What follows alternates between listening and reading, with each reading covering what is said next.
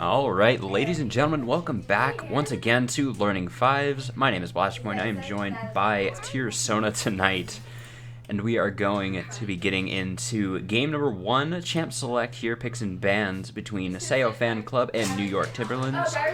So, some of the bans are already coming out. What do you take from these so far? Yeah, so Jin and Lulu ban, I believe they mentioned something about either doing or not doing target bans. So far, everything looks fairly standard. All just meta picks. But I know that Caldoran does definitely favor playing the Lulu, and Lulu is definitely, one of the top support picks. Yeah. So it could be that they're doing target bans, but it looks like they're just doing meta bans at the moment. And I'm excited for this match, Brian, because we have two of the higher ranking Learning 5 teams here tonight. One of them being the previous Learning 5's NA champions. So this is probably one of the higher, quality matches we'll have here at Learning 5's throughout the session. Yeah, definitely should be a good match to keep an eye on if anybody is out there watching right now or looking for a VOD to watch in the future for some higher level play from the Learning 5's program. This could very well be your match. Poppy, Rumble, last two bans, champions taken off the table. But I guess both of them you could say that they're junglers, but not generally. Both pretty much top laners. So I think some of these bans, I'm honestly not sure whether they're target banning or not either exactly. I'm kind of mixed on it. Yeah. Because it looks like some of them are target bans, as the Poppy is played by D-Just. Mm-hmm. I think you could pretty much make the argument either way. Like, the Jin and Ivern are maybe a little bit iffy, but they're also pretty popular, or were pretty recently, so it's kind of hard to say decisively one way or another without knowing exactly from the teams, but some of the picks are coming through. Yeah, and to touch on that really fast, Habibi Poppy is a Jin main. He has the vast majority of his games on Jin, 310. Wow. So that is 310 ranked games played this season alone. That is an incredible amount of games on one champion. It's almost as So many as I've played in total this season. That is insane. you have like 8 ranked games, don't you? No, I have a couple hundred now. It depends. Like Really? the lobby displays it differently. I think that Oh displays like yeah, flex or that's like something. flex. Mm-hmm. Yeah, solo duo I have like 200 or 300, I think, something like that. I don't know. I'm not keeping exact count offhand, unfortunately, but some of these picks coming through. Yasuo is the first, as we saw before, for the Sayo fan club, and we have Oriana and Elise on the opposite side from the New York Timberlands. Yeah, and also the Sayo fan club was formerly named SKT T2. So they played the first week of show Yep. matches. So you guys might have seen them before. But they have changed their name. And the Rek'Sai and Vladimir being locked in. Now, this is actually a fairly decent matchup for the Vladimir, as he's able to kind of just run around the Oriana, who doesn't have much hard CC besides the ulti. And if a Vladimir sees an Oriana ulti, then he can use the reaction, and then press W if he's fast enough. Although it is really hard to do that, as Oriana Shockwave, you get what, a 0.25 second reaction time? Yeah, it's not very long. You want something that's pretty instant generally. Tend to see those flashes coming out away from there. But what's interesting, I think, about the Vladimir and Yasuo, and we'll get to the duo lane of NYT in a second, but they're kind of interchangeable between the lanes. You could see and make an argument for either of them to take up either of those solo lanes. It's pretty interesting, the sort of flexibility. I think we're going to see them in the top and mid roles respectively here in the order that they were picked, and it seems to be the order that the players are in, but it is something worth considering for NYT here, as they do save their top lane pick for last. Yeah. And another thing to mention on the side of the NYT, is that they have 3 AP champions already, and we see a Vladimir and a Rek'Sai already picked up. The Yasuo is going to be a little more swishy, but Vladimir, one of the tankier mid laners, he loves getting Spirit Visage because it gives him the resistance, and then it also gives him more healing, which Yeah. Vladimir is, insane with all that healing. So this is just a natural itemization for the Vladimir against that AP heavy team, and it'll allow him to he won't even get punished for it that much because there's no AD jungler to gank him. He can rush a Spirit Visage or get it easily second item without having to worry about it affecting his matchup negatively. Yeah, and that is a massive amount of freedom to be giving to a Vladimir, who's somebody that's so oppressive in the lane and can just sit there for so long and already favors rushing that Spirit Visage even into just the AP mid laner just so he can sustain through that matchup. It's just such an incredibly effective item on him. It's just going to be doing so much work for him now. And I agree with the potential Renekton lock-in here to kind of complement the AP heavy composition that they've already put together and try to fill that gap with somebody that's also tankier. Yeah. The issue right now, though, is that their best frontline right now is a Renekton. Yeah. Oh, the Renekton lock-in is what I was kind of in my head. The Renekton, but Renekton. God, they're renaming him that now. It's becoming a meme. But that is locked in, and thing is, that's not a super strong front line. Now, it does have a decent lane into Yasuo, as there is no ranged abilities on the Renekton, so he's able to kind of chase after the Yasuo, punish him, makes his wind wall absolutely useless in the laning phase. So, I mean, it's a good laning matchup. If he does fall behind, though, however, he will get punished by the Yasuo. And there's a very AP heavy side a fairly AP heavy team on the side of NYT. Mm-hmm. But if you look at the counterpart, the SVC has just one AP champion besides the support, of course. And Vladimir, he does have very good damage, but not until he really ramps up. Early game, he's not going to be doing too much. He doesn't really have any CC, and so he does have his team to CC for him, which will enable this Vladimir, but they really need to just kind of scale up. I mean, Yasuo, of course, he can scale really well. Rek'Sai scales fairly well. Vladimir scales amazingly. Ashe, of course, has CC. She's useful in the late game, and of course, still has the great damage output. Mhm. And then Nami is just an enabler, a nice buffing support. And if you look at the opposite team, it's all early and mid game. Besides for the Caitlyn, Orianna has a good late game too, but she's more kind of she's pretty decent throughout all phases of the game. But Elise and Renekton, they're very oh god, I'm dying tonight. They're very early game heavy. I mean, if Elise and Renekton don't snowball this early, then they're gonna have a much rougher later phases throughout the game. Yeah, definitely something to keep an eye on here. So, with all of that said, guys, I think we're going to throw it to a very short break while we finish out the rest of the spectator delay and go through the loading screen. So, we will be right back when we load onto the Rift for game number 1. Don't go anywhere.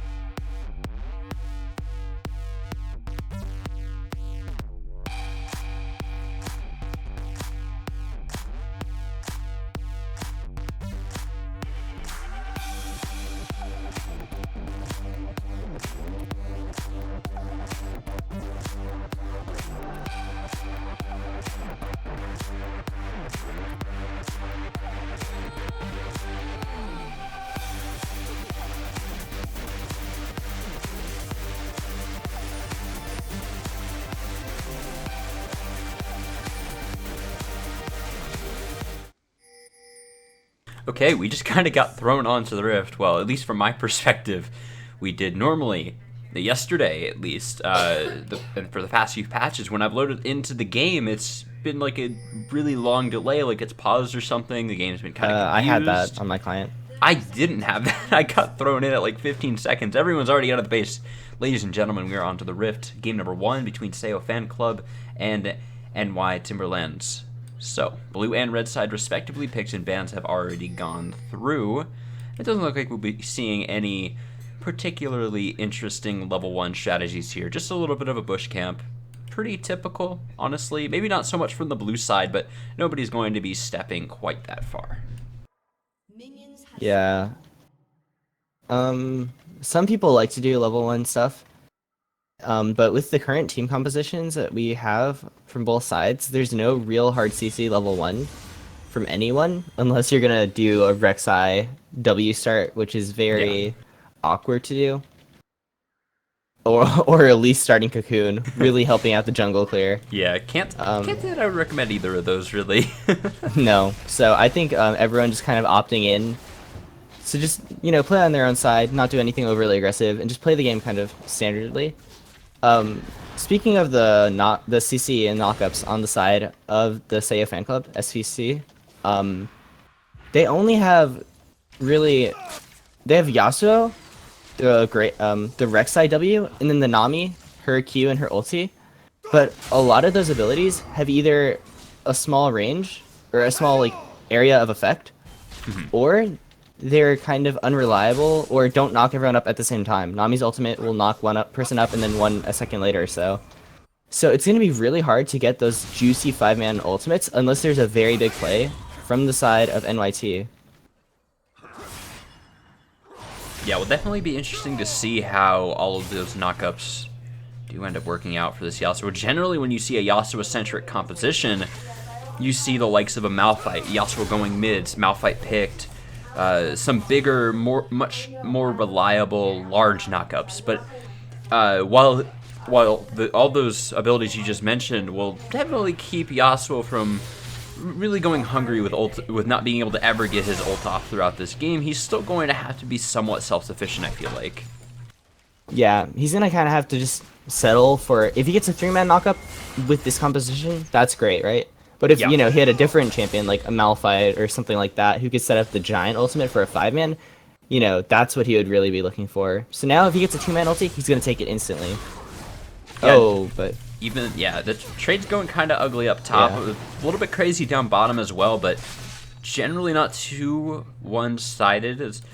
It looks like Kevin and Habibi Poppy both took pretty formidable damage there, as a lot of their return damage went only onto the Ashe. As more trading up top, dashing in, constantly procking that Steel Tempest, and looking for the knockups and just the chunk damage whenever he can get in. I mean, the Renekton came into this lane, he has some inbuilt sustain, he had 3 potions, and he's still losing out on these trades right now. This is actually looking pretty good for Dabble on this Yasuo right now. But both of these junglers are looking topside. Neither of them have spotted each other quite yet, but now that all changes. I don't think this gank is going to be quite as successful, but there's a mid lane roam coming up through the river. And we're just focused on the bottom lane right now. Saban has to flash away over the Baron pit wall, but he does get to safety in the end. Yeah, and when you were mentioning sustain up in the top lane, that is very much due to Dabble having taken the Warlord's Bloodlust instead of Fervor, actually. So Renekton opting for more damage in those trades, but Yasuo definitely out-sustaining him with that. And it's definitely having a giant impact in the early lane right here. I do not know if that is standard for Yasuo, as I don't really play him or see him too often. But lucky me, I guess, not seeing Yasuo all the time. Yeah, no, I'm in the same boat. I feel very fortunate to be in this situation as well. But yeah, it's definitely gotten him through the early game very well. Yeah. I feel like it makes a lot of sense, honestly. If it's not standard, then I could see it being highly preferential. I feel like it has its place on a couple of ADCs here and there, depending on the playstyle that you're really looking for and what champion you're playing. But you have to keep in mind that it's the healing, regardless of who you take it on as an ADC, it is halved for ranged champions. So this Yasuo is effectively getting double the benefit that I've ever seen by using Warlords. So it is paying off so hugely for him here, as he's just able to walk into the creeps and get that little bit of a heal, get that bit of movement speed, and just dip in and out of these fights, just like really his champion as a whole wants to. And I mean, we're seeing these trades here back and forth, and Dabble's just going to be able to heal most all of this back up, and DJus is just going to keep getting poked. He's going to struggle significantly more to get his health back, I feel.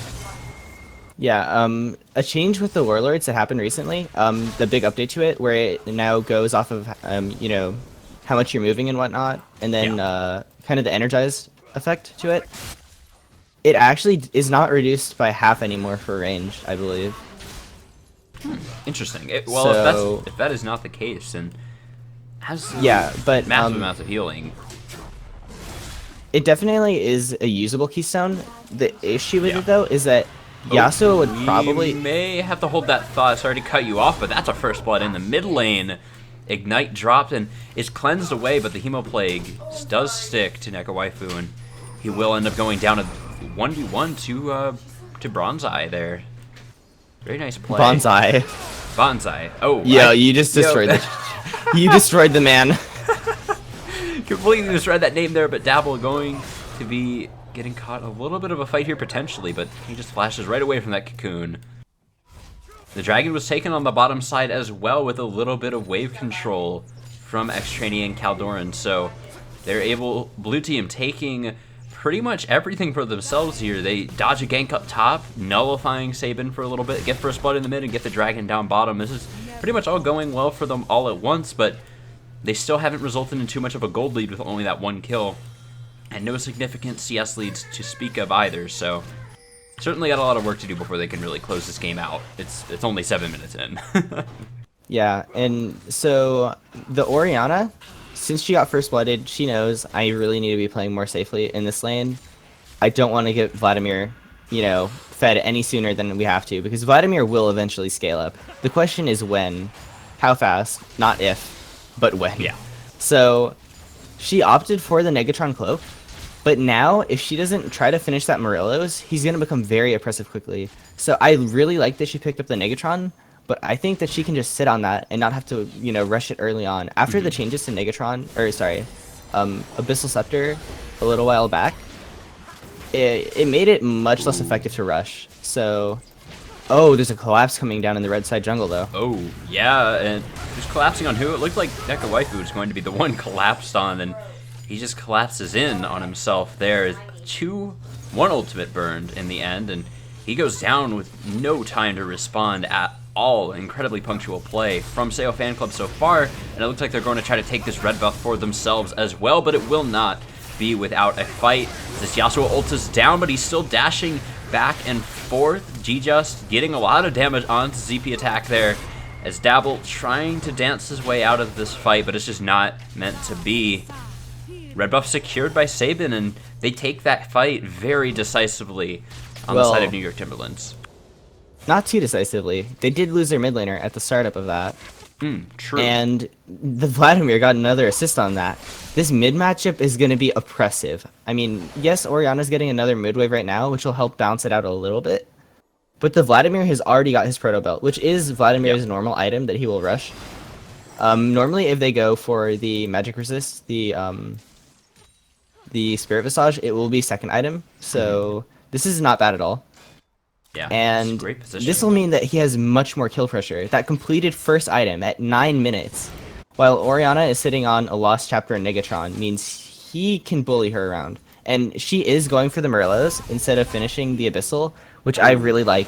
I was mentioning about how I wanted her to get the Morello, not finish it yet, the Abyssal. And she has done just exactly that. So she knows this matchup. She knows how to itemize properly. And Nekawaifu is definitely, showing some, at least cognitive skills in the mid lane.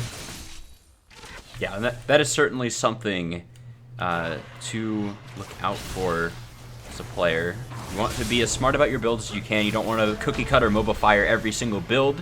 Bonsai just dodging, pulling right through that shockwave and dodging that gank successfully from Sabin. And Sabin has really been struggling the past little bit to find any ganks, really, this game in total. He just tried to find something bottom, was not able to do it, tried to roam all the way back up to the mid, and Shockwave was dodged. He's been nullified at every single turn so far. He needs to get something going with this early game focused jungler. But I mean, how does he really gank the mid or top lane? Because Yasuo has the sweeping blades to dodge through minions and has the wind wall to block the Elise cocoon. So unless Dabble is very overextended and does not see Elise early on when she's coming to gank him, it's almost impossible for Sabin to get a gank on him. While in the bot lane, in the mid lane, Vladimir has the blood pull, right? He has the Sanguine pull. Yep. And basically Elise comes in, she throws cocoon, he W's. If she doesn't throw cocoon, he just walks out. So it's basically ungankable unless he already blew the W in a trade previously. So that leaves it down to the bot lane. And basically, Caldoran and Trainee need to just establish vision, make sure they're not getting ganked, or, you know, just AFK pushing, sitting under enemy tower. And, you know, they even have the Ashe Hawkshot to complement that, their need for vision. So, I mean, it's going to be really hard for Sabin to get ganks off. So he really just needs to try to track ZP attack, look for counter ganks, and then look to establish vision control for his team, which he has started doing with the Tracker's Knife that he just picked up. Yeah, we'll definitely be looking out for that vision control. Sabin is sitting up in the top Tri-Brush, looking for a gank opening, but Vladimir's coming up behind. Now Dabble is fighting with D-Just in the front lines, and that's Cocoon coming out onto Bonsai, going to lock him up for now. Sanguine pulling under the tower is pretty greedy. No Hemoplague or Ignite available now. And Sabin just kind of walks out, and that whole gank on either side just completely flopped in the end, and Neko Waifu tries to roam up to catch anyone on the retreat, but he's not able to do that either, so pretty fruitless attempt there in the end for both teams involved. Sabin's just going to be able to back no problem. Yeah, it's been fairly slow, except for, you know, the action happening around the mid lane and in the jungle. But both teams have been playing fairly well. I mean, if you look at the wards, both teams have a very decent amount of established vision control. Sayo Fan Club is definitely leading the way in that, as they have completely taken... Oh my, Dabble. Dabble flashing forward with the Steel Tempest, going to get the knock-up and ulti onto D-Just, but that's a flash burn on this from this tanky Renekton, who's just sitting on, well, only the cloth armor really for armor, aside from his runes. And he just has quite a lot of health now. Dabble looking for a potential dive here, but that seems really, really greedy, incredibly dangerous to dive a Renekton as a melee champion, especially because you have to get in range of his stun in order to deal any damage to him there. Stop that recall, potentially get the kill. On somebody that's not very tanky like that Yasuo, I feel like it's a huge risk to take.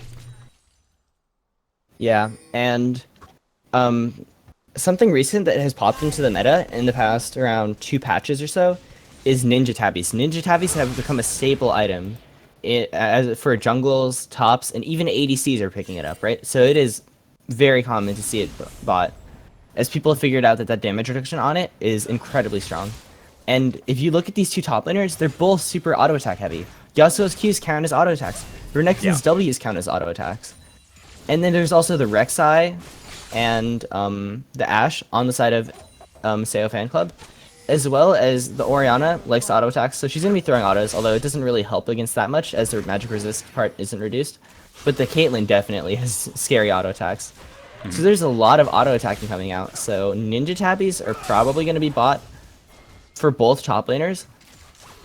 Although Merc Treads wouldn't be a horrible choice for anyone on Sayo Fan Club, since there are the 3 APs with a decent amount of CC here and there.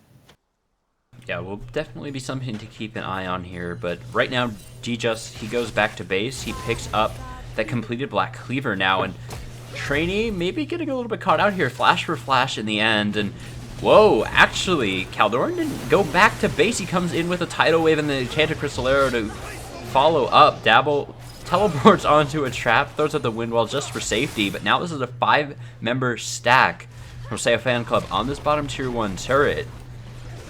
Dabble has to back out, but this is definitely going to be the first blood turret, or first brick rather, for Sayo Fan Club, and that's a pretty respectable gold lead that they're going to build up now, although they are taking pressure in 2 other lanes.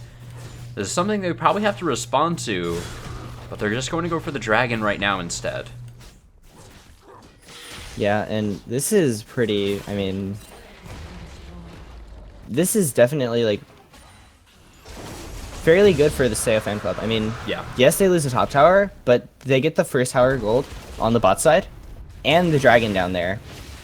So now it looks like they're going to do the proper thing, which is send their bot lane to the top side to take down the top tower, although it looks like Trainee is running towards mid lane now. No, bot lane actually. So, okay, the reasoning I say that this is a kind of misplay from the side of Trainee and Caldoran, just the Sayo fan club in general. This isn't just them. Is that they're going to a lane that has no tower for them to siege. Who's better at sieging towers? Ashe, Nami, or Yasuo? You know, not Yasuo can split push, which is why you would put him in the side lane down there. So, I mean, unless they feel that he's just going to get starved out by going down there, they really should be putting their bot lane in the top tower. And I mean, even if Yasuo doesn't get as much CS being down there, he'll still get the XP, the solo XP, and level up. And if they take that top tower, he's going to still get that global gold. It's just better for the team in general. Yeah, and I think you could even make the argument that if they really don't want to... Well, for one thing, I think the hit to the Yasuo is something that you just kind of accept in that situation and for the benefit of your duo lane. But you could also make the argument to just keep the Yasuo top. Yeah, you split the experience and gold 3 ways, but you're 100% guaranteed to get that turret, and you don't have to do any more complex macro or communication if that's something you're uncomfortable with, and you're still kind of getting the benefit of taking that extra turret and having that one turret lead that no longer really exists for Sayo Fan Club right now.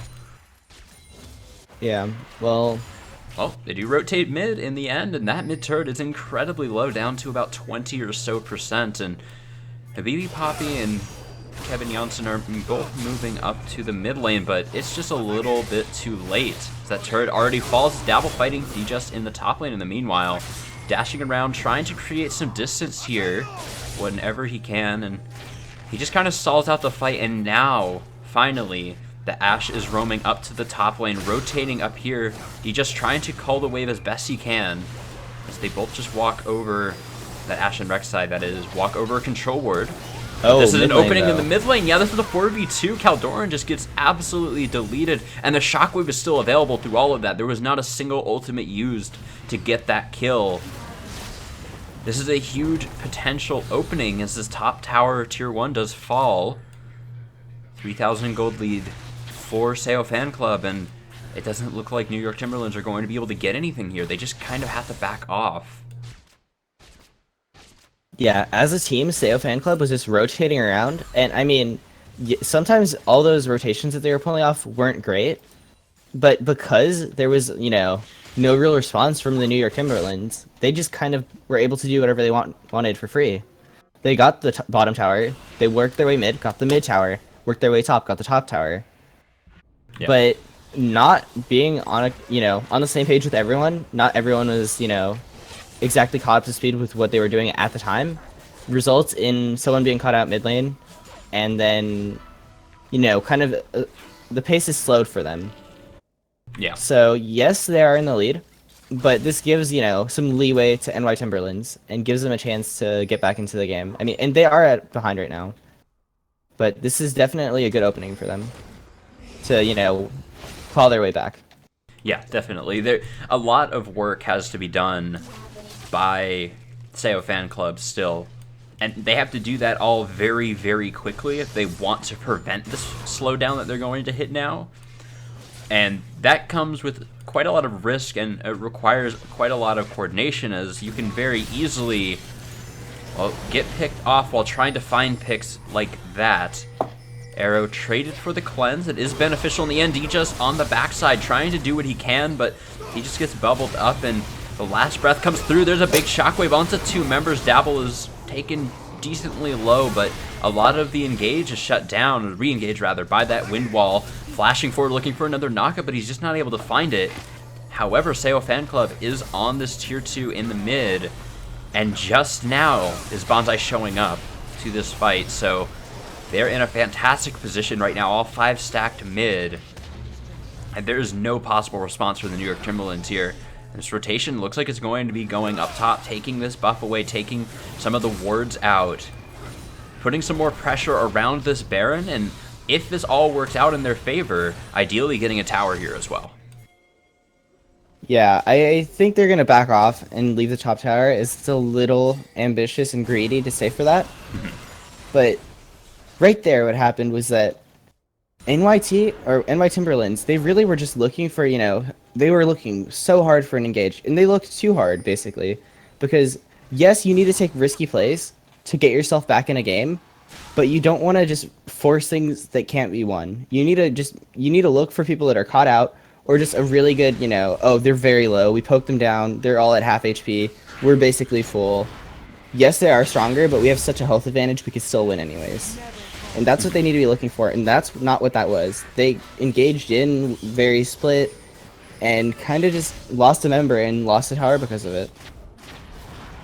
Yeah, and this is now contributing to the that slowdown kind of being circumvented a little bit by Sayo Fan Club, because now with that mid lane open, they have just a little bit more pressure, just a little bit more money over their opponents, and they can try to push that even further.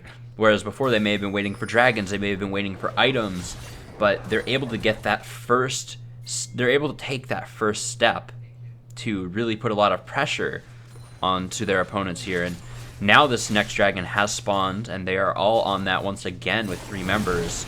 Another Cloud Drake, unfortunately for them. So not going to be the best for combat stats or sieging, but that's a mountain coming up next. So they're going to be pretty happy with that result in the end, regardless of what element that Drake is. Just going to continue this push forward, now looking towards the bottom lane. Yeah, and I mean, we mentioned how NY Timberlands are very early game focused. Their early game team is behind, which means that they really need to get on the backs of Habibi Poppy and let that Caitlyn scale up. Because Caitlyn or Yana can win a late game team fight by themselves. So it's not like, while yes, their jungle and top lane are very early game heavy and fall off later, their mid and their ADC are definitely much stronger in the early game. Vladimir is strong as well, so, I mean, they don't want to just play the game continuously, but oh, my top lane. Yeah, Dabble is dabbling in this fight with D-Just right now. He drops the last breath, and he's just dancing around this fight, weaving in and out. That's another knockup to lock down D-Just. He really wants this kill. He doesn't quite have the flash, but the minion wave shows up to assist him. However, the risk of getting stunned under turret with so little health is just a little bit too much for Dabble to take that. And he will end up backing off instead, and D-Just will get out alive. Only dying once this game still. Overall, looking down the score lines, it doesn't look like it's been too eventful of a game, and this game looks pretty darn close. They didn't really, neither team I can really say won this game early on individually. There was that one solo kill mid, but aside from that, a lot of it was off of just them, Sayo Fan Club, moving around as a unit, getting objectives as a team, and just making better calls globally. And that seems to be what's carrying them to a pretty comfortable position at this point. But I think that bodes pretty well for New York Timberlands if they want to just try to reset next game. It's not like they got crushed in 2 or all 3 lanes or anything like that. They sat around pretty comfortably until it just kind of fell apart for them. But now this bottom tier 2 tower rather is going to be falling apart, as D-Just still trying to duel with Dabble up top. They're just trying to trade whatever damage onto each other as they can, but it is a 60 CS lead and a 2 kill lead for Dabble in that top lane. So the itemization pretty tilted in his favor.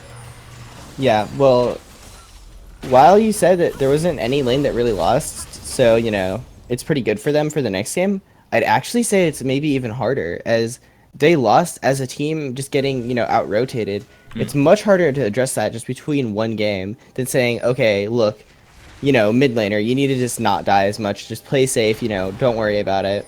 We'll just try to have the other teammates do all this game. So it would really be harder for them to come in game 2 and kind of, fix all the issues that they had. I mean, it's still not, they still haven't lost the game. Yeah. They're down, what, for 7,000 gold or 8,000 gold right now? Yeah. No. 7,000. 7, yeah. Okay. Yep. So yeah. I'm not good with mental math. Don't make me do this live on cast. It's a bad idea anyway. It's okay. No pressure. All right. Anyway, so, yeah, I mean, they're down quite a bit of gold, but they could still win, a fight, 5v4 or against a pick. Yeah, and I mean, that much damage going down with the trainee from Neko Waifu QW combo. In spite of being kind of behind in that lane, not having as many items as maybe he would like, especially not combat stats, by having to buy that Negatron cloak so early. I mean, that's still formidable damage onto Trainee, and that still bodes very well for a potential Shockwave combo and Thunderlords actually proccing, and there's a lot more things that could go really well for New York Timberlands that could result in a very quick one-shot of a few of these members here.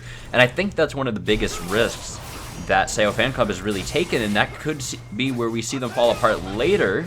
But right now, D-Just getting dunked in the bottom lane in this duel with Dabble, as this is very, very close, and he gets knocked out by the Steel Tempest, but that's another flash coming through. Flash for flash traded, but the kill only goes to New York Timberlands. This could turn ugly quickly, as the Baron is the focus from Sayo Fan Club, and there is a kind of slow response in the end, but Sayo Fan Club is not willing to take this risk with the control ward down. Gotta remember, there's no Ashe on the red team, so they can't check that bush, but it doesn't look like they even have to. Kevin ends up getting arrowed and ends up falling down. That was a pretty intelligent pick overall, I think, from Sayo Fan Club, rather than waiting in that bush and maybe not even getting anything there. They pull the trigger when they see an opening. Kill for kill in the end. Yeah, and I mean, this Vladimir by Bonsai, he built lasagnas and a Void Staff.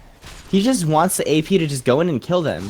I mean, he could go for the, you know, what we mentioned, the Spirit Visage early, yeah, but he doesn't need it. He's not dying. I mean, the Zanyas gives him some survivability, the Proto Belt already gives him a little more HP, plus the Vladimir passive, more AP gives him more HP.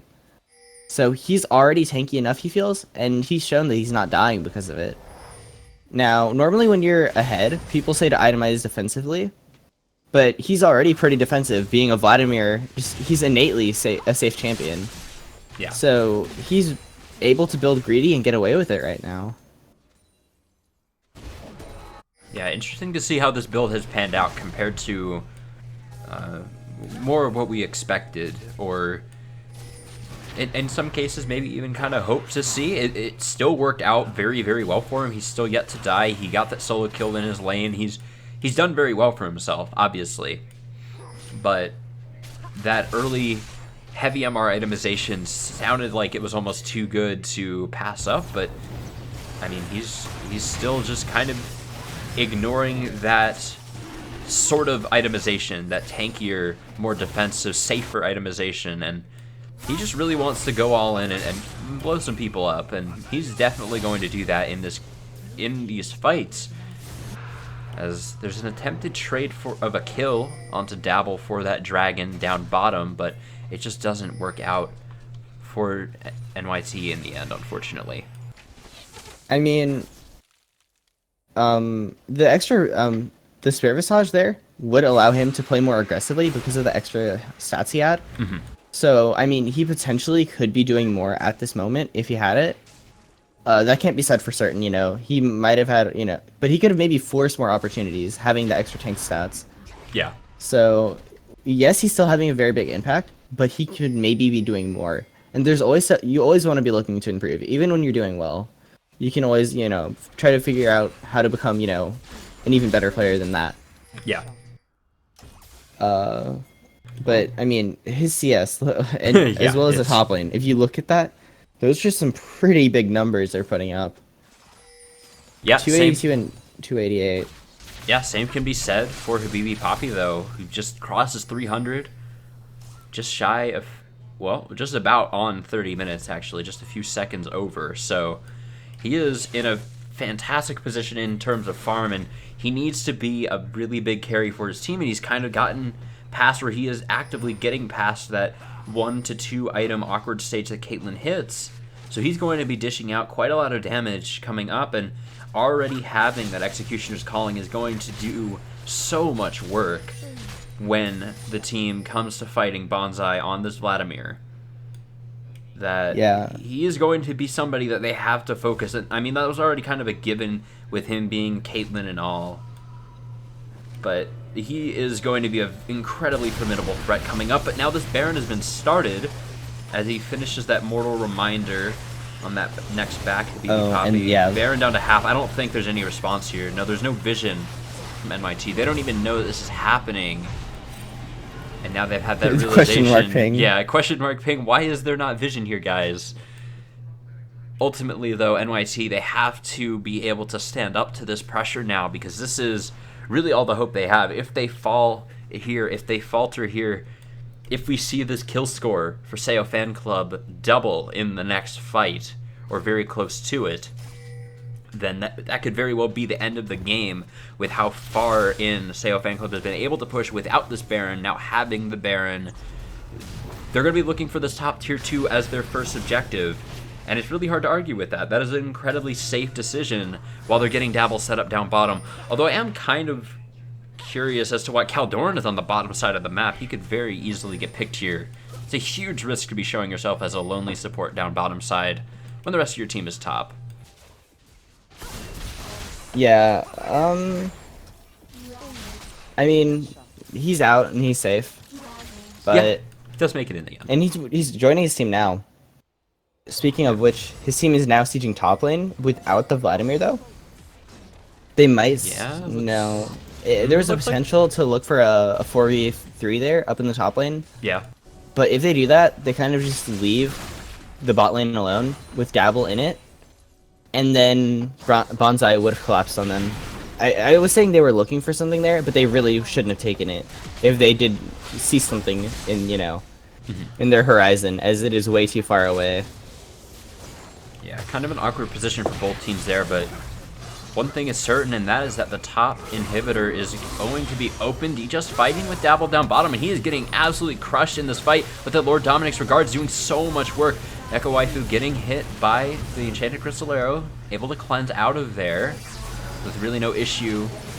Oh, that's a big shockwave onto Trainee, pulls him into the fight, but nobody is really delivering the damage that they need. Habibi Poppy flashing away, burning the heal as well to try to get away from the Hemoplague. Trainee stepping forward, and he gets Habibi on the back of that volley.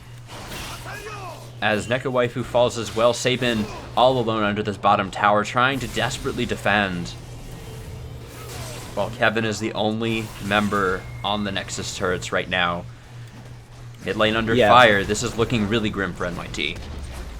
With only 2 members left, they really can't stop the inhibitor pushes. And it looks like they might even go for the last one. The death timer is from the Renekton is up now. Still the mid and ADC not here. It looks like they're just gonna go for it anyways. They are fairly low, so they're gonna back out now. But this has been so, I mean, Sayo Fan Club kind of just pushed NYT and said, this is our game now. And they're just like, okay. Like, they really didn't want to do anything aggressive and do anything stupid. But at the same time, they weren't looking for anything proactive either. They needed to look for a mistake from Sayo Fan Club and punish it. But they really just didn't find anything. And I mean, there were mistakes from Sayo Fan Club. We didn't capitalize every single one of them. But I mean, NYT needed to do something. They just kind of laid there and got, you know, lost. I mean, yeah, I mean, a common issue with teams in League of Legends, even some of the lower tier professional teams, is sometimes a team is just simply not proactive in a game. If you're not the one calling the shots, then you put yourself in a much larger risk of not being able to find openings that you really need in order to win the game. In this case, it almost feels like NYT, you could reason that they didn't even really play reactively either. They just kind of did nothing in a lot of the situations, as you just said. I feel like they could have been even a little bit more reactive, and that would have been fine. Present themselves with some more opportunities. You don't necessarily need to be forcing every fight in order to get an advantageous one. You can just hunt for mistakes, like you said. They didn't even really do that, but right now this game is going to be ending Kevin all alone. Habibi Poppy will be burning away to that Elder Dragon poke from Dabble as he gets another knockup actually onto DJS and dashing away. So many shields thrown down, but it's just simply not enough. Does it really matter though? As we have 6 super minions streaming into the base for the side of Sayo Fan Club. They're onto the Nexus turrets. The first one falls. Second already down to half before anyone can even get off of the fountain, and that is an open Nexus, ladies and gentlemen. That is likely going to be game, but that is a huge shockwave. It just doesn't matter, though. Nexus dies a little bit too quickly. Sayo Fan Club take game number 1 here in this best of 2 series. Yeah, really dominant game by them. Just kind of rotating around and winning the game off of their global gold lead that they got off of all the turrets. And I mean, they had the air drake to help move them around even faster. Double air and double mountain. That's basically as perfect as you can get for rotating around and taking objectives. Yeah, pretty much. So, well, with that game in the bag, I think we can pretty safely throw it over to a pretty short break here, guys. We will be back in just a moment with game number 2, or at least with the champ select for game number 2 between Sayo Fan Club and the New York Timberlands. Don't go anywhere.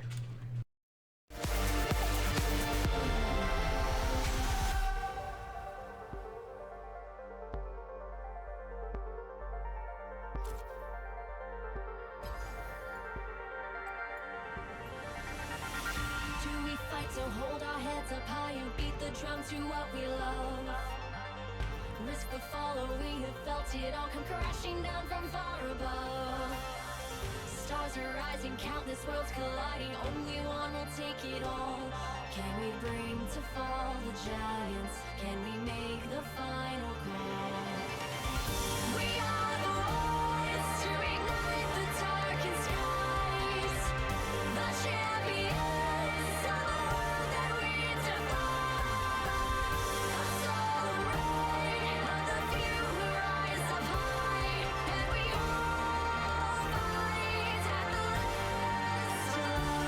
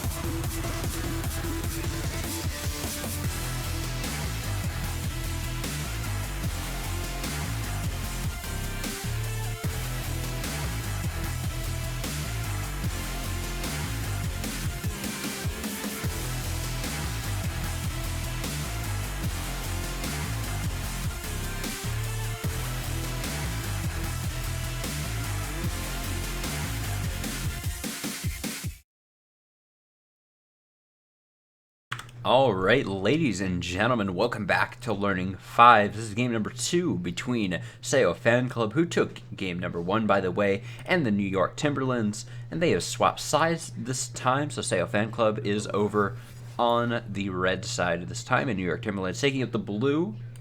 We see a few, well, at least one adjustment ban. There's only a couple of bans in here so far. That is Yasuo taken off the table by NYT. Yeah, the Yasuo last game was very oppressive in lane. Could not handle it, as Dabble with the Warlords was sustaining so much and just playing like crazy. It's a good first ban. As the Graves is also banned away, as they do not want Sabin to get that in his hands. Galio being banned. I don't know how much Dabble plays Galio. He does play Poppy though, so maybe, it's similar to his champion pool at the very least. D-Just is the one that plays Galio or Poppy. Dabble, I do not know, as he is a substitute player. Ah, okay. Yeah, so I'm not exactly sure what he's playing, or what he plays. But nevertheless, it's banned away. We don't have to worry about seeing the giant Colossus smashing through the rift. And Karma is banned away. Yeah, interesting. A little adjustment there. It was played by KDR last game, so they're actually banning away what they picked. And I think that that's kind of a respect ban, as Caldoran does tend to like Karma, as well as Lulu, which they banned away, as they were thinking that this is so they could ban the Karma and take the Lulu, which forces Caldoran deeper into his champion pool. Yeah, whoa. Insta-locked Gragas here for the side of NYT. Now, this is kind of an interesting pick in the current meta because it can kind of be a flex pick. We're seeing it quite a bit in the jungle, but in some cases it is being played in the top lane, and from what I hear, there is at least one player in Master Solo Queue in Korea that plays a ton of Gragas mid. So that could even be picking up popularity as well if these guys have done their homework. So there's a few possibilities here, at least two, that are very much reasonable. I'll be interested to see where this ends up going and what the responses from Sayo Fan Club will be. Yeah, well, Gragas mid has always kind of been around as a kind of, full AP Gragas has kind of always been a thing, even after the changes way back when they make Gragas more of a tanky champion. But people the tank Gragas right now is just much stronger, and when you mentioned that he's been picking up popularity in the top lane, I think you understated that, because he is normally being played in the top lane much more than he is in the jungle. Oh, so you'll actually... Someone being playing Gragas in the jungle at a higher elo is actually more rare than a top lane. So in a competitive game, if you see Gragas picked, it would most likely be in the top lane, but Gragas jungle is definitely still a viable competitive pick. It's always been a staple pick. But yeah, this could be flexed up in the top or mid, or top or jungle. The mid lane is an option too. But I don't think we're going to be seeing Woody Fruity or Panunu here today, as LeBlanc is being hovered. Yeah, I mean, LeBlanc raises some interesting possibilities here, mostly due to her new build. I haven't gotten to cast a Gunblade LeBlanc quite yet, and I'm assuming that's what we're probably going to see here, as that's one of the most popular builds, if not the most popular at the moment. And I feel like that's really, really interesting. Gunblade seems to be pretty powerful and growing quite a lot in popularity, but that's not going to be enough to deter Bonsai from locking in that Vladimir once again and keeping up the trend of somewhat flexible solo lanes. Echo and Vladimir can kind of be interchanged once again, similarly to that Yasuo, but I feel like the Echo also plays pretty similarly to the Yasuo in the top lane, just a bit tankier generally and quite a bit more annoying in a lot of ways. So I feel like Dabble should be pretty much in his wheelhouse to deliver very well on this again. It'll be interesting to see how it plays into the potential Gragas, one more pick left for NYT. Yeah, and we've kind of just flown through pick and ban. Something to mention though is that this game, it looks like there's even more pick from both teams, as LeBlanc is great at making picks, and the Malzahar, one of the best champions with picks, as the ultimate from him. I play him so much yet. I used to play him so much, and I don't know the name of it. Nethergrasp. Nethergrasp. God, it's one of the staple. It's one of those big abilities that you just never forget. I don't know how I did, but It happens. yeah, the Nethergrasp from the Malzahar is so good at making picks. With the LeBlanc as well, he's gonna allow, and even the Lee Sin, who's also great at making picks. Ooh. Like, they have a really good way to get a pick started with the LeBlanc or the Malzahar, and then have amazing follow up from a Lee Sin and Gragas with just straight up burst coming out from Lucian. I'm expecting no. an M hover here. Trundle, Sejuani. Come on, TSM. TSM. No, it's not. It's not a TSM thing. Caldoran actually picked Sejuani in the last show match. Oh, He actually plays interesting. Sejuani Okay. support as it's kind of his deep pocket pick. That's how he's Yeah. hovering it. Huh. He, I was his previous coach, and I wasn't too fond of the Sejuani support, but Lies, his new coach, kind of allows him to pull it out every once in a while if they're doing well, and they did well last game. They did. So 4 seconds, we've is it going to earned be it? changed? No. No. Zyra Going last for second. the C9 bot lane. Yeah. Ash Zyra. And He was thinking about it. He was looking for the he okay. was. But I mean, it would have been a rough lane, honestly, against Malzahar Lucian. Oh yeah. Yeah, It no, would've been Sejuani would have gotten completely destroyed in that lane. Just the constant poke from the Malz and the very decisive damage that Lucian can put down. Dash forward, guaranteed damage before Sedge has any tank items is just going to be absolutely brutal to her health bar with her immobility and really inability to easily heal that up or be able to turn that around very quickly, especially with the likes of an Ashe. Probably not the best pick. Zyra, on the other hand, very formidable, brings a ton of damage to the table as a support. Very good to punish the aggressive Lucian and potentially aggressive Malzahar, I feel. Yeah, and I mean, with the Malzahar and the Zyra being picked up, this is a very aggressive bot lane. We've kind of seen a resurgence in, more caster, peel, protect, and even tank supports recently. So the mage, very heavy damage supports have kind of fallen off throughout the nerfs. But they're still definitely strong picks, and seeing both of them come out this game means that the bot lane is going to be very high damage in a very risky / intense lane that we need to keep an eye on. Yeah, absolutely. What would you say some of the other really high impact or very interesting lanes to watch will be this game, aside from the bottom lane, since you just covered that? Well, out of the other 3 roles available, what do you think will take precedence over everything? I mean, both junglers have the ability to have a very strong impact early on or, throughout the earlier phases of the game. Rek'Sai pre-6 is very good, as well as, Lee Sin having one of the strongest early games in the jungle. And that might be revolving around the mid lane as... I mean, this mid lane is kind of interesting because if LeBlanc hits an E on Vladimir, even if he Ws, it's still going to chain him. So Vladimir needs to W early before LeBlanc hits the E.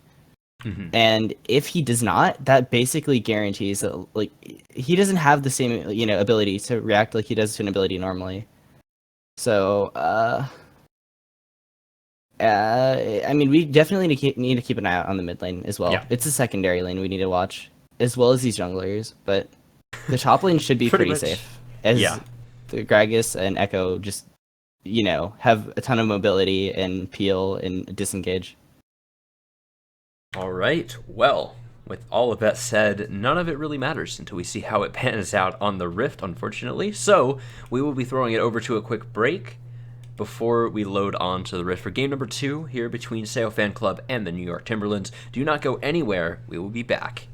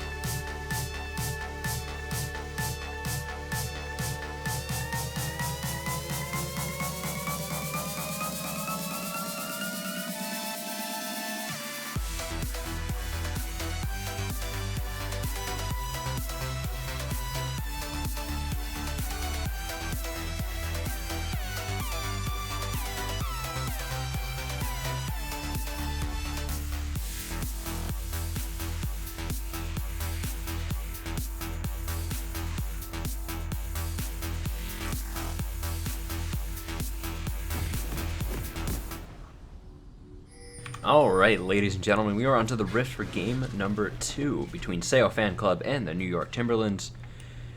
And we have some very much different picks in this game, and disappointingly not a Godfist Lee Sin, unfortunately. Just looking forward to get to see that skin more actively in action. I've had it in my games a few times, but not really gotten to see it too up close. Unfortunately, they're generally on the enemy team, and you don't get to see Lee Sin too much when he just ganks your lane really quickly to get a kill and then leaves. Yeah, well, new champions, same keystones it looks like, as Caldoran is running wind speakers on Zyra. Ooh. It's a little bit of an interesting choice. Now, it's not completely useless, as Zyra can pick up the locket in Redemption. Yeah. Although she doesn't really like to do that until either second or even third item. So that's definitely going to take a hit to Caldoran, as he's not going to have that aggressive mastery. Yeah, But- a little bit suboptimal there, but Yeah. should be He'll able to get bounce by. back, hopefully, yeah. Yeah, the Thunderlords actually adds a pretty formidable amount of damage to Zyra in the early trades at the very least as well, so... Oh, definitely. Yeah, he's losing out on a lot of damage. Yeah, I think that's, in this case, almost a better perspective to take, rather than, well, maybe this isn't completely useless. We might want to try to think about more of, well, this is what he doesn't have instead, or this is what he's missing out on by taking this by accident. Nonetheless, Sayo will still do a lot of damage in the lane. It's not going to ruin his day too much, so he should be pretty much fine. Punishing the Lucian aggressive plays, the aggressive dashes forward and such, so we'll just see how it pans out in the end. Yeah. Everything so far is fairly standard itemization-wise. Both junglers going for the refill potion, which I always enjoy. Whenever I see someone go pots who shouldn't be, or, you know, anything else, I just die a little inside. Both of these mid laners, though, have a lot of damage early on, and Neko Waifu on the LeBlanc definitely can burst out the Vladimir if he gets low enough. So... Yeah, that'll definitely Oh, have to be something we hey. keep an eye on. There's a lot of trading in the top in the top lane. lane. Yeah. Both laners being taken pretty low. Neko Waifu getting pushed off this lane in the mid and taking quite a lot of damage from I almost called him Bronzai again, from Bonsai. Yeah. I initially looked at his name on the sign-up sheet, and I thought it said Bronzai for a second, and then I caught myself and realized, oh no, that's Bonsai, and I guess that, you know, seeped back in a little bit in game number 1, but... Oh, Dabble Oh, and then is- Sabin coming too. Yeah, Dabble's in an awful position right now. Sabin, no, realizing what he needs to do, and he still executes on the gank in the end. Still gets that kill, even though the Resonating Strike hit the creep right in front of his face. Too bad he's blind. He couldn't see that there, unfortunately. But he still gets a kill nonetheless. Flash secure with the Thunderlords. Still pays off. Yeah. And that, Now, ZP attack, quickly before something happens, I want to get on this. Yeah, go ahead. ZP attack, counter jungling, good. Sabin going for gank mid, not good for Bonsai. Okay, done quickly. Alright, here we go. Neko Waifu pulling the trigger on that chain. Going to knock him in. No, Sabin misses the Resonating Strike again. This time it's juked out by the pool of Bonsai, though. So it's a little bit more forgivable. He didn't just hit the creep right in front of him for no reason. It was dodged away. And, well, that severely kneecaps that gank to some extent. Neko Waifu took quite a lot to go for that initial trade, and they were planning on getting the kill. Now Bonsai flashing it, but he misses his E. He dropped the ignite, but it's just too little too late, as he didn't have the damage to, well, he didn't have any of the damage in front of that ignite to secure the kill. It wasn't really a backup. The ignite was supposed to be last. It was supposed to give him the kill, not make him look silly. Now he's burned the flash and the ignite. No summoners remaining for Bonsai. Gonna have to be kind of careful about that, even though he is the Vladimir. And we saw his escape mechanism come into play before. It's still going to be something that he has to be kind of careful of, especially with that mark on him. It's going to result in quite a lot of damage if it gets popped. Mecha Waifu's still in dire straits in terms of health right now. Can I just mention I love that Vladimir skin?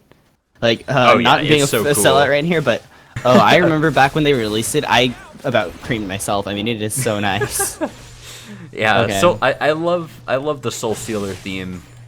It is really cool. I'm so sad that they locked Vayne behind the gemstones. Feels bad, man. Yeah, and the Dreadnought Vidarius too. Yeah. Oh man, I want it so bad. He has a jetpack for his dunk. It's so cool. I got Dunk Master, but I mean, Yeah, it's you can swap between them. You can swap between them. It's okay to have multiple. I have like 3 or 4 Vayne skins and like 3 or 4 cat skins. I know. I have know too a many thing or skins for two. everything. Oh yeah, I'm getting there. I'm getting there.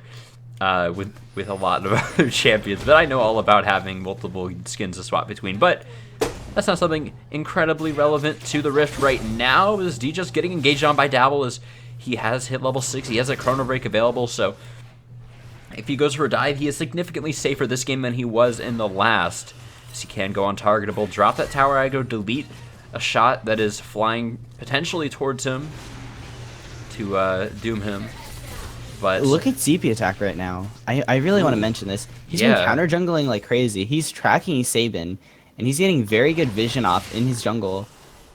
And it's basically saying, okay, now I'm not really strong enough to go to a lane and get a kill because of all the mobility. You know, LeBlanc having a dash, Gragas having his E as well as the explosive cast to just knock away the Rek'Sai, right?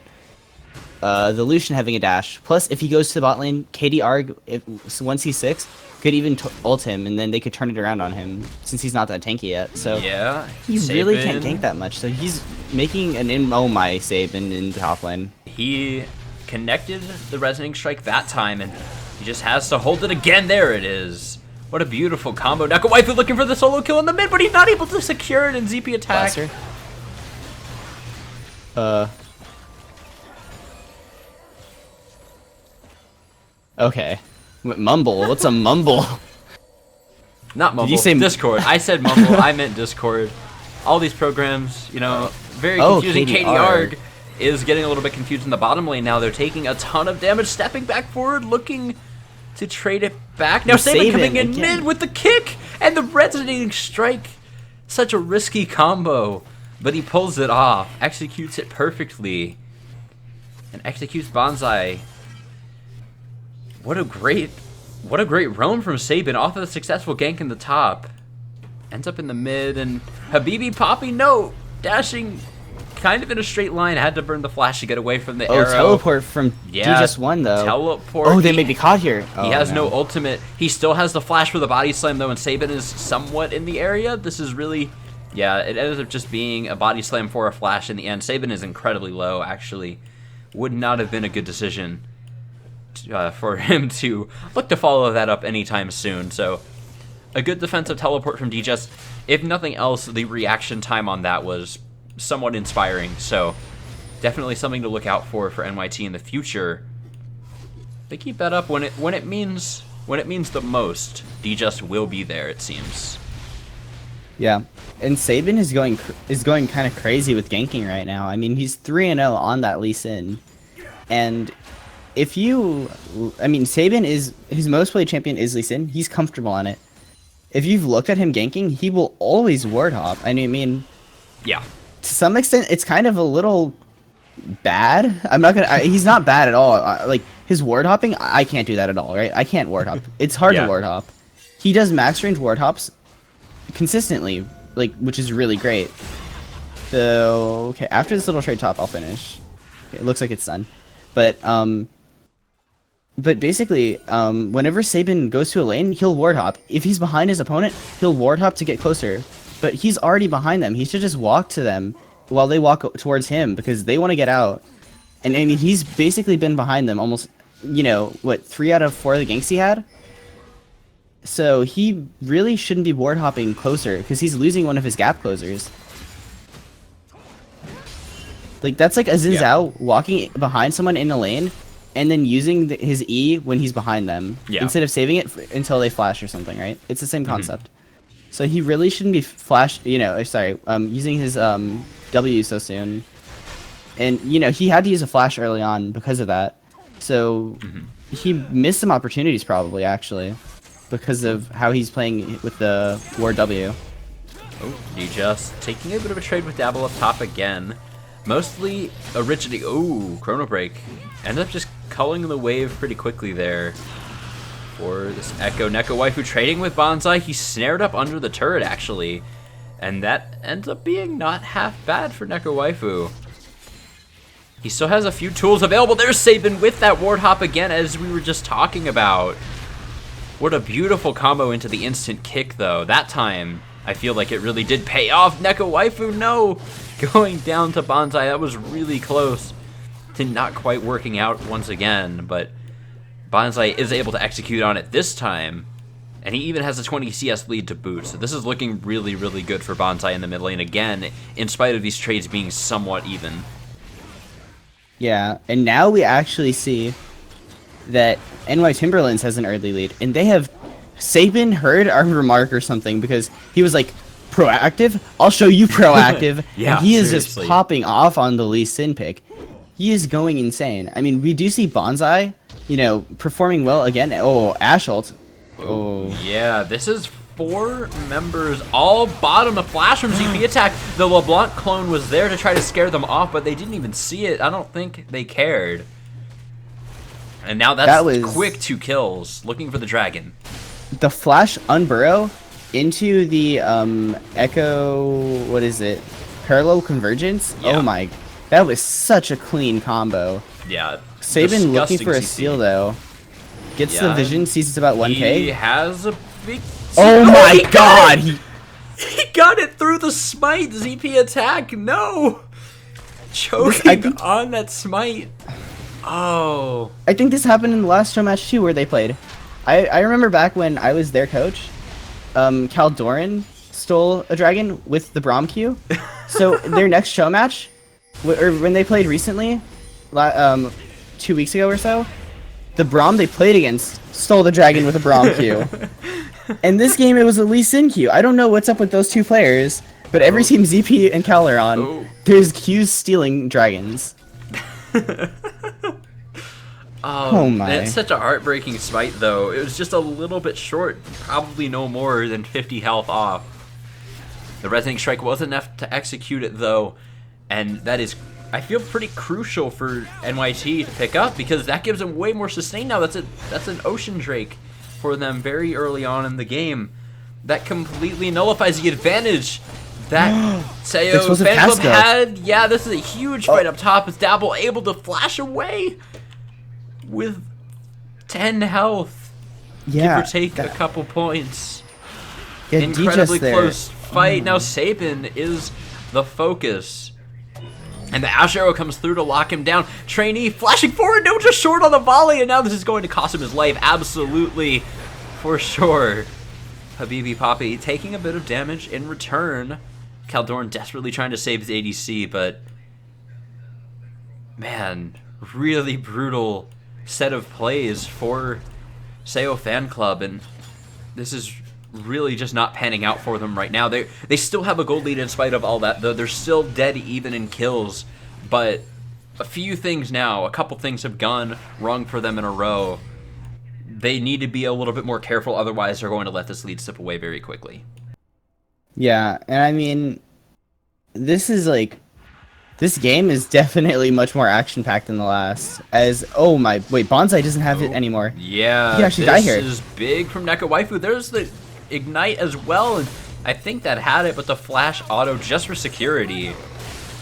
Even dropping some of the Mia pings, but D-Just right now fighting with Dabble up top once again. Sabin is looking for a gank up top.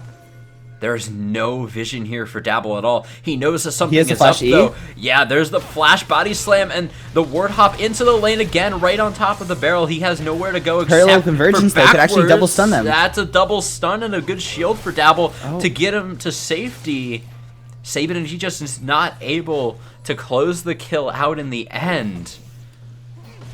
That everything seemed like it almost went right for them there, but they just weren't quite able to close it out. Saban not quite done.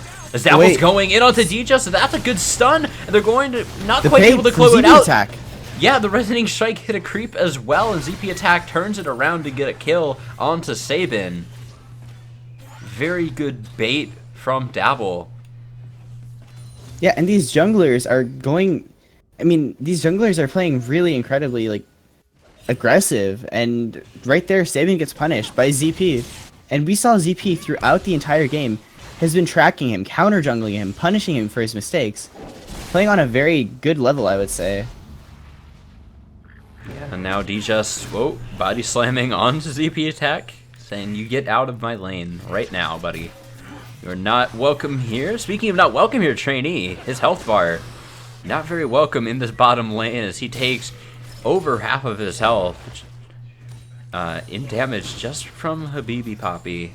One simple combo.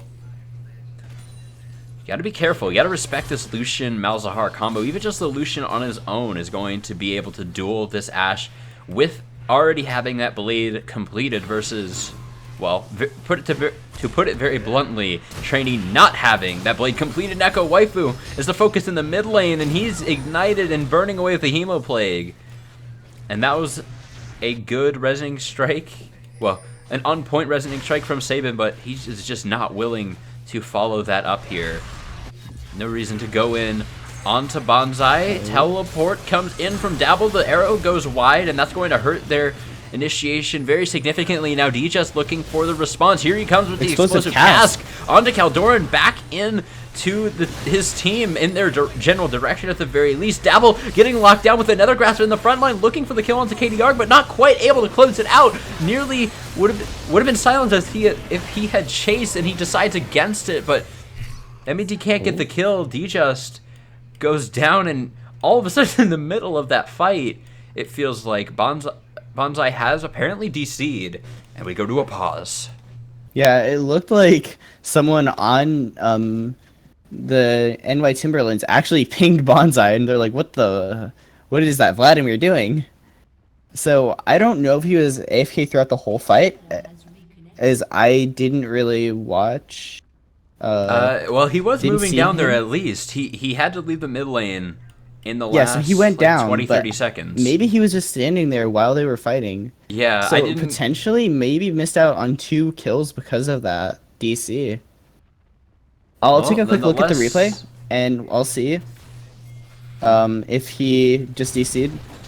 Yeah, he just DCs and stands there during the fight for a little while. That's pretty brutal. Have a little bit of lag on the replay there, but we recover in the end. Bottom tier 1 falls in the favor of Sayo Fan Club, and now they're looking for that dragon as well, but they still have 35 seconds. Still quite a lot of time for the setup to come through from NYT. Yeah, and that DC definitely did save Habibi Poppy and KDR from dying, so that would have been, you know, an extra 2+ kills, which would have been a very, very big gold swing. The gold is still relatively close though, and dragon is up. That is a second Ocean Drake, and if Saban can get this, double Oceans earlier in the game are actually not bad at all. You'll hear people say, oh, you know, like Ocean is like really bad, it's like one of the, you know, worst Drakes. And it is true that later in the game, it's not one of the better Drakes. But earlier on, that health difference is very good. Mm-hmm. And 2 of them can make a big impact. People will say, you know, Ocean Drake isn't good unless it's double Oceans early in the game. Well, it's double Oceans earlier in the game. Yeah. So this is actually a fairly good Drake setup. And it looks like Sayo Fan Club is deciding to take the trade to just take top trade instead of going for the Drake. So yeah, interesting decision. But after this, the bottom tower of Sayo Fan Club is fairly low. It's at 1/5 HP, so it could be taken down in a rotation, but it looks like they're going to just go defend mid and top. So, tower for Drake. Good trade for both teams. Bonsai is going to get out of there. Not too much of an issue. Thought he may potentially go down there from a really aggressive This top move. tower is getting kind of low. Yeah, this has to be something to... This is something that needs to be defended by NYT, and they are making moves for it. KDR, oh no, in an awful position. That's an arrow, that's a grasping root, and the knock-up and everything coming through on to poor KDR. helpless support all alone there. And there's still not a huge amount of rotations coming through. D-Just was still clearing that wave down bottom, not particularly quickly. And that's actually a top tier 2 traded for top tier 1 and tier 2, both traded for a second Ocean Drake. Ultimately, a very good call for Sayo Fan Club. They were able to make it work. Trainee's in a really dangerous spot, though. He's really got to get out of there. And he does. Okay, reset. Yeah. And Sayo Fan Club has kind of just completely taken control. I mean, look at this. Now, what? 5,000 golded at 20 minutes? It's pretty significant. None of their towers have been killed either, so there's none of that global gold really being going around for the NY Timberlands. And Sabin, he's desperately looking to make plays. Maybe getting something here on Dabble, but yeah, he's not nearly as strong as he was earlier on, as people have gotten resistance, gotten health items. Yeah, I mean, fortunately, Dabble is not really one of those members. He's gotten a bunch of MR, and let's see. Yeah, the proto belt does have it does have a decent amount of health on it actually. So does have some health items. Fortunately, no resistances. So Sabin could make a case to go for those types of plays, but it's still going to be a fairly slow kill. Maybe not something he wants to go for 1v1. NYT just looking for some picks here. I don't think that Voidling was really the right decision from KDR. It kind of sold them out over that ridge there. But this is Sayo Fan Club looking for some vision. Looking for some vision. Denial. Oh. Whoa, D-Just going for the flash body slam. Not able to quite pull it off. Missing the body slam, just getting the flash off. Yeah, a little bit of He flashed weird. before he started the body slam. I think he was looking for an instant body slam flash. Yeah. Which means he's gonna E and then instantly flash Yep. instead of Eing and flashing near the end of it. Yep. That's basically just giving them minimal reaction time. But he did it before he E'd. So Well, he did travel a little bit after he flashed, so I think he did do it correctly. He just didn't have enough his range. E. Or he had his E, I believe, still. Oh, did he? Okay. It Yeah. looked like he waddled forward a little bit on my end after the flash. So I'm not 100% on that. regardless, but yeah. he didn't execute it properly. If he did even press the button Oh, properly. nice explosive cast. Whoa, Great. yeah, that is great onto Trainee, knocking him into the tower there. Parallel conversion coming down in the arrow, looking to trade back, but that's a never grasp onto Dabble to lock him up, but the Stranglethorns is absolutely massive, and Bonsai has locked down the Hemoplague onto 3 members, and he's going to heal all the way back up. After taking pretty minimal damage, all things considered, for diving under the tower versus 5 members. And that's only 1 kill in the end, but that's another tower for Sayo Fan Club. 6-0 right now, 8,000 gold in the lead. You know, I actually would have liked to see Bonsai play even more aggressively there, as there were so many low health targets. He could have gotten a Quadra there if he had just gone in. He kind of went in and then just backed off after he hit the ulti. And with Vladimir ult, you increase the damage that everyone takes. As well as having the Abyssal Scepter, you, as Vladimir, want to stay by your targets and keep on getting damage on them. So choosing to back off there was very safe, but that's more of a not taking, a proactive play and just kind of, that just playing very passively. And it was fine. He can play passively, and it works because they're already ahead.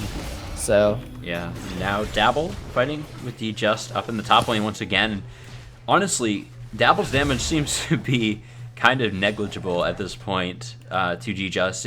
He wasn't able to get his full passive proc or anything like that there, to be fair, but still felt kind of low, mostly due to all of that MR that D-Just is stacking. Now Sabin right on to Dabble looking for the fight. KDR in kind of an awkward position again. I don't think he'll be picked this time.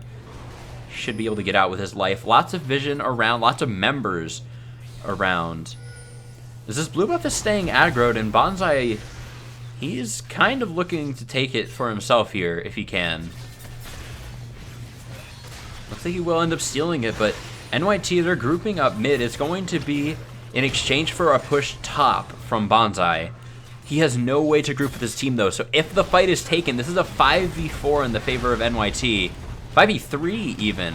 As Dabble backs off as well, they're just kind of sacrificing this turret here for really nothing. They're just going for the blue buff, and that's the explosive cast coming through right into the nether grass, the waiting jaws of KDRG. Redemption dropped, and that's going to be enough to make NYT happy with that trade there, and they're going to take their third dragon of the game, maybe not uncontested. As Sabin is pretty low. Neko Waifu has to be careful here. Needs to be a lot of respect from both sides.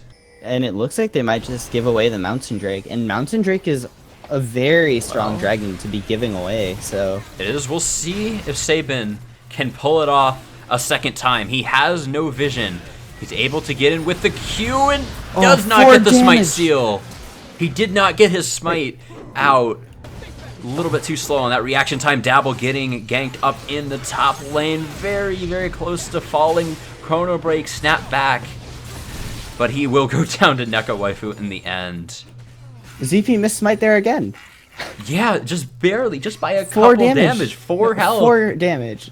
Oh. Oh, unlucky. But I guess he was pressured there by Sabin. And he does have the higher level smite, so he needs to do it as soon as it gets into kill range to be able to make sure that Sabin doesn't get the smite. Yeah. But the smiting skills might need a little tweaking. Yeah, ZP attack, the pressure is on him now, because in the previous situation, he just simply wasn't ready for that Q to come over the wall. They weren't prepared to deal with the vision, the information that Sabin ended up having in the pit for that steal. This time, the pressure was bearing down on him. Sabin was there, and he was ready, and ZP Attack knows what happened last time. And Sabin had all the same information thanks to that Scryer's Bloom. Like, everything was lined up for that to happen again, and ZP Attack ended up panicking just a little bit. It was very, very, very close, but it still works out in the favor of Sayo Fan Club, and that's going to help him get objectives even more quickly here. If we pop over to the pit real quick, it's another Mountain Drake coming up next. So if Sayo Fan Club is to get that next dragon as well, the second Mountain Drake, that is going to be on the edge of trivializing the Baron, and that is absolutely massive. Yeah, 27 minutes in, if there is someone who is on the opposite side of the map without a teleport, either team can start up the Baron, as both teams have a very high amount of damage, and then also Sayo's Fan Club having the Earth Drake. So this Baron will get melted, and both teams are, while yes, Sayo's Fan Club is definitely very far ahead in gold, they cannot 4v5 unless, they just completely outplay. Which is possible, but... Oh, the Baron's been started. The Baron, I think it's been... Yeah, teleport. They started the Baron, but that pulls the teleport. Collapse too. This could be a pretty good collapse. D-Just is incredibly tanky, and he's in a pretty good spot. He eats the Ash Arrow and the Unburrow. He separates the fight. ZP Attack is the only target they have access to. Yeah, this is a counter collapse. The reverse pincer move. Bonsai coming in with a huge Hemo Plague, and he gets 2 kills for himself. D-Just and KDRG fall down. And now this could continue to get ugly for the side of NYT. Dabble is looking to get into this fight as best he can. It was a bamboozle. It was in fact a bamboozle. They locked down D-Just long enough. In spite of the big commitment, there just wasn't enough time for NYT to collapse and to react to that. And now they lose their top inhib. And now this Baron is absolutely a possibility, as ZP Attack was able to go back and charge all the way back with his ulti, but it looks like Sayo Fan Club is just going to reset instead. Yeah, D-Just respawned throughout the time frame in which they took out the top inhibitor. So it was a 5v5 again. So it's a bit risky to do that. And honestly, right now, I think they can just siege down mid lane pretty freely. Push for mid take control of the map, make sure that bot is shoving out, as they will lose that bottom tower if there is a big wave down there. D just actually is in the bot lane alone without teleport. Dabble has teleport advantage. And Dabble looks like he's going for a kill here, potentially. Yeah, I don't know how successful he's going to be, though. He does have quite a lot of damage, but that's quite a lot of MR from DJus, and he's just going to heal up quite a lot of the damage that Dabble is able to put down here. Just through his passive alone, that's disregarding the double Ocean Drake that we touched on a little bit earlier. So DJus going to be pretty content with that. He's confident that Dabble won't be able to push out that lane anytime soon, and is going to instead look for the potential advantage with that 4-second delay that Dabble will have on his teleport, and try to put pressure on this Baron and force Sayo Fan Club into a maybe an unfavorable position, but it looks like he will ultimately have to respond to that bottom lane as Dabble pushes that pretty darn quickly. Yeah, this Gragas is... Sorry, two people bottom. Baron is a huge threat now. Dabble goes back. He has his teleport. He's running in. There's 2 members missing here. There's no one in the area. I don't think Saban's going to be able to steal this one. Yeah, and Bonsai is zoning them off. This looks like a Baron for Sayo's fan club. Sayo fan club. Yeah, that is 100% secure. No threat on that smite this time. I want to say that was a really smart play from Sayo Fan Club, and to make that call just off of seeing 2 members bottom is very, very good, for sure. But showing 2 members bottom for NYT is not what you want to be doing under any circumstances here, especially 2 members without teleport. Incredibly dangerous, and who needs to trivialize the Baron when you already have it? The Sayo Fan Club still wants the second Mountain Drake, and they are already on it. There's no real hope for Saban to steal this here. It's a body bot coming through from the Rek'Sai. Lots of stuff burned there, but mostly Saban's health bar. Yeah, and Saban had such a good early game, but Lee Sin definitely does fall off. And we saw that Saban tends to play those early game junglers, the Elise, the Lee Sin. And the early game just didn't pan out well enough for them. Yes, he was very far ahead, but his team didn't transition that throughout the game, and now they're down 10,000 gold, 31 minutes in, and their mid is, oh my, Neko Waifu. Neko Waifu, he is 100% dead. Even to Caldoran, the plants finish the job. Bonsai, he was 100% going to get that there with all the damage that those plants did, but they just wanted to take it for themselves. Very, very hungry there. Middle inhibitor falls. Now that is 2 inhibs down. All of the pressure is going to be collapsing down into the bottom lane now, and on to DJus, who is now caught out. Loses half his health. Dabble locked down, but Habibi Poppy loses most of his health bar, mostly to the Stranglethorns there. He's going to have to back off. Dabble heals a good bit of his health back. And here comes the redemption, but it's just a little bit too aggressive. DJus falls. The last inhib falls. The last Nexus turret is gone, and that is most likely going to be the 2-0 secured here. I don't think there's very much doubt, if any, left as the Nexus explodes. Sayo Fan Club 2-0 over NYT. Yeah. Great game, especially game 2 was great from both teams, but Sayo Fan Club playing so dominant, and this was the last season Learning 5 champions that they just beat. They're looking like possibly the strongest Learning 5 team right now. Yeah, certainly a good performance overall from Sayo Fan Club. They looked incredibly dominant in that game.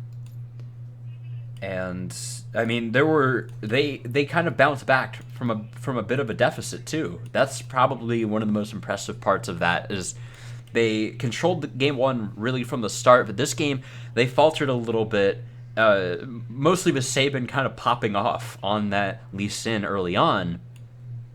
But in the end, they still had better objective control. They still just played it out much more intelligently as an entire unit than NYT did, and I think there's a lot that NYT can look back on and learn from in this series. So hopefully they can bounce back and come back even stronger in the coming weeks. Yeah. All right. Well, with all of that said, guys, I hope you did enjoy watching the stream tonight. I want to thank you all for coming and hanging out with us, myself and Tiersona here. So, if you are interested in keeping up with these show matches through the Learning Fives program, we do host them every single weekend, at least for the next few weeks. We have the final week of show matches coming up next weekend, and then after that, it's going to be on a little bit of a break for show matches as we will go into tournament play, and the grand finals of each of the regions, NA and EU, will have their grand finals streamed and casted as best of fives. So more information will be posted on our Discord about the tournament in the coming days, so keep an eye out for that if you're already in the program. But if not, and you just want to keep up with us here at the Learning Fives program, go ahead and hit that follow button on the stream, or go scroll down below the stream and you can find our Twitter and Discord accounts, and those have all of our other social media as well, and you can keep up with us there, and maybe you can even get in on some of the action yourself. But that's going to be it for myself, Blaster Boy, and Tiersona tonight. I want to thank you once again so much for watching, and we will see you guys next time.